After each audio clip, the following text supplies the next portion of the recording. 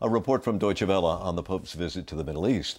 Now, for more on this, the Pope's relations with both Jews and Muslims and how his trip is being perceived on all sides, we turn to Professor Mary Boyce, a professor of theology at Union Theological Seminary here in New York and the author of many books and articles on Jewish-Christian relations. Welcome. Thank you very much.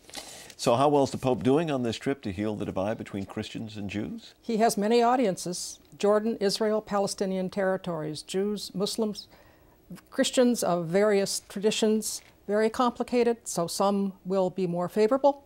Others regret that he hasn't gone further, or perhaps that he has not said some things that they wish he had said. And this was a case in point for a number of Jews critical of his appearance at Yad Vashem. Explain. Well, at Yad Vashem, he gave a talk that played on the name of the memorial and the name, Yad Vashem. And it's a fine talk, but it didn't really deal with the fact that he's a German, deal with Nazism, deal with Christianity's complicity in the Holocaust. And I think not only some Jews were disappointed, but many of us who work in Christian-Jewish relations really wanted him to be forthright about the Church's lacks in the Holocaust. And then what about his relationship now to Muslims? He was critical, or I should say that statements he made a number of years ago were perceived by the Muslim community as being very offensive. Yes. Has he mended fences along the way? Has this trip helped?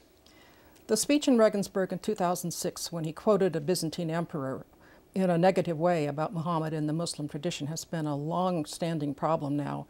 But when he went to Turkey, he was very cordially received, and so I think that that Turkish visit sort of prepared the way for a better reception among Muslims in the Middle East. And this trip, do you think, has helped in that regard as well? It's a bit early to say, but I think today when he was in Bethlehem, and tomorrow I think he will be in Galilee and in Nazareth. So that's more opportunity. And he's visited 2 mosques during his time, one in Jordan. So again, he's now visited more mosques than any pope in history. He has also delved into the issue of politics in the region, which is also extremely dangerous.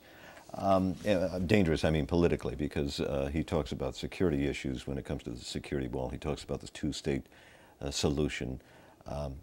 Is he getting too deep into politics, and should he be staying strictly with faith? Of course, remember that the Vatican has a diplomatic relationship with the State of Israel, so I mean we do have the Church does have a political relationship here. He's not saying things for the most part that aren't already haven't already been said in official circles at the Vatican. Except today when he mentioned the security wall and his desire that it would come down quickly.